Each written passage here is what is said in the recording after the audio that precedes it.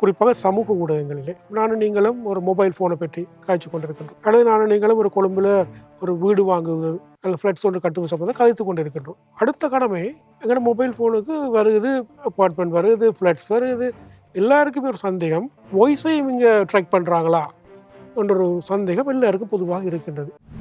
HNB finance நிலையான வாய்ப்பு. இப்பொழுது 60 மாத நிலையான வாய்ப்புகளுக்கு 14% கவர்ச்சிகரமான வட்டி.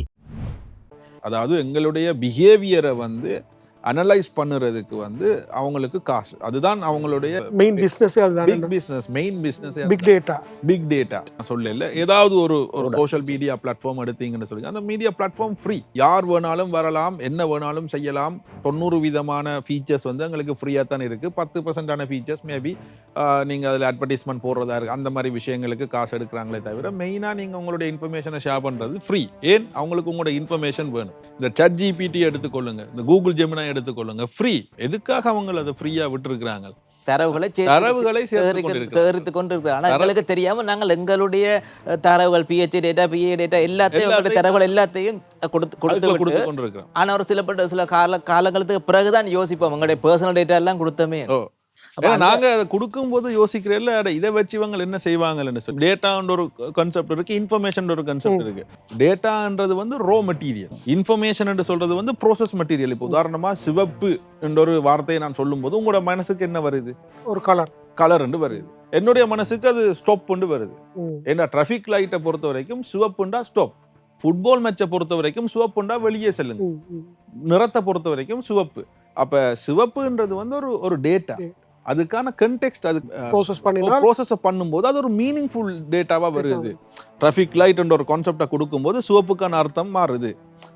அதுதான் அவங்க வந்து டேட்டாவை கலெக்ட் பண்றாங்க. இப்போ நீங்க வந்து உங்களோட ஃப்ரெண்டோட ஒரு வீடு வேண்டதை பத்தி பேசும்போதோ அந்த மாதிரி செய்யும் பொழுது அவங்க பிஹைண்ட் த சீன் உங்களுடைய பிஹேவியரை ஃபுட் பிரிண்ட் பண்றாங்க. இவர் யாரு, இவருக்கான தேவைகள் என்ன, 2025 இவர் எதை பத்தி தேடுறார், 24 எதை பற்றி தேடினார். அது வந்து நீங்க கூகுள்ல பாக்குறது மட்டும் இல்ல. நீங்க இப்ப போன் யூஸ் பண்றீங்க, உங்களுக்கு இந்த பர்டிகுலர் நிறுவனத்தை நீங்க யூடியூப்ல சர்ச் பண்ணி பாத்தீங்கன்னு சொல்லி சொன்னா, ஆப்பிளுக்கு மட்டும் கூகுள் பல $1 மில்லியன் கொடுக்குறான் அவனுடைய சர்ச் என்ஜினை ஆப்பிள்ல வச்சுக்கொள்றது. எதற்காக என்று சொல்லி சொன்னால், அவங்களுடைய போன் கூகுள் ஆப்பிளுக்கு என்று சொல்லி தனியாக சஃபயர் என்று சொல்லி ஒரு ப்ரௌசர் இருக்கு, அவங்களால ஒரு சர்ச் என்ஜினை டெவலப் பண்ண முடியும். ஆனா அவருக்கான காசை கொடுத்து உங்களுடைய யூசர்ஸ் எங்கட என்ஜினை யூஸ் பண்ணுங்கன்னு சொல்றாங்க. என்னன்னா மில்லியன் கணக்கான யூசர்ஸ் ஆப்பிள் டிவைஸை யூஸ் பண்றாங்க. ஸோ ஆண்ட்ராய்டு வந்து கூகுளோட ஓன், ரெண்டு பக்கமே அவரால் டேட்டா எடுக்கல. அவருடைய பிஸ்னஸ் அந்த டேட்டாவை எடுத்து அதை ப்ரோசஸ் பண்ணி உங்களை ஐடென்டிஃபை பண்றதுதான் அவருடைய பிஸ்னஸ். நீங்க யாரு, உங்களுக்கான தேவை என்ன, உங்களோட தேவையை பூர்த்தி செய்யறதுக்கு அங்கால யார் வெண்டர்ஸ் இருக்கிறாங்க, அவங்களுக்கு எப்படி நான் ப்ரெசென்ட் பண்றது என்றுதானே அவங்க யோசிப்பாங்க. நீங்க ஆடியோல பேசும்போது கீவேர்ட்ஸை வந்து அவர் டெக்ஸ்டா, அந்த கீவேர்ட்ஸை நீங்க ப்ரொனவுன்ஸ் பண்ணும்போது அவர் அதை எடுக்கிறார். தெரியாமலே அந்த தகவல்கள் போகுது. அதுக்கான பெர்மிஷனை நீங்க தான் கொடுத்திருக்கீங்க. மொபைல் அப்ளிகேஷனை நீங்க டவுன்லோட் பண்ணும்போது அதுக்கான பெர்மிஷனை நாங்க தான் கொடுத்திருக்கோம். சில நேரங்கள் நீங்க பாத்தீங்கன்னா அந்த போன்ல வந்து நீங்க ஒரு சாஃப்ட்வேர் ஒன்று டவுன்லோட் பண்ணீங்க, ஒரு இலகுவான விடயம், இலகுவான சொல்றேன். ஒரு நாங்கள் காலையில எழும்ப போறோம், ஒரு 4 மணிக்கு எழும்புறோம்டா, ஒரு எலாம் கிளாக் கொண்டு டவுன்லோட் பண்றோம். அந்த எலாம் கிளாக் கொண்டு நாங்கள் டவுன்லோட் பண்ணிக்க அதில் கணதரப்பட்ட பெர்மிஷன்ஸ்க்கு நாங்கள் ஒன்றையுமே வாசிக்க மாட்டோம், எலோ ஒன்று கொடுப்போம்.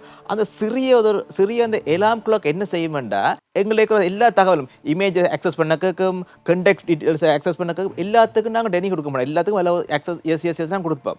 அந்த நேரத்தில் பாருங்க, நாங்கள் அந்த சின்ன ஒரு செயலிக்கு எல்லா ஆக்சஸும் கொடுத்துருக்கோம், அது முழு டேட்டாவையும் எடுத்து வச்சிருக்கோம். அது ஒரு ஹேக்கராயும் இருக்கு. நாங்கள் என்னத்தை பார்ப்போம், எவ்வளோ ரேட்டிங் இருக்கு, இது நல்ல செயலியா, எனக்கு தேவையா, ஒன்று வரும் உடனே நாங்கள் எடுத்துருவோம். அது ஒரு முக்கியமான விஷயம். அநேகமானவர்கள் இந்த செயலிகளை டவுன்லோட் செய்கின்ற போது அதோடைய ரேட்டிங் கூட பார்ப்பதில்லை. எந்த செயலி அவர்கள் டவுன்லோட் பண்ணுகின்ற போது முதலாவதாக வருகின்றதோ அது சம்பந்தமாக இத்தனை பேர் ரிவ்யூ எழுதியிருக்கிறாங்க, அதில் இத்தனை ஸ்டார் இருக்கு, எதுவுமே பார்ப்பதில்லை.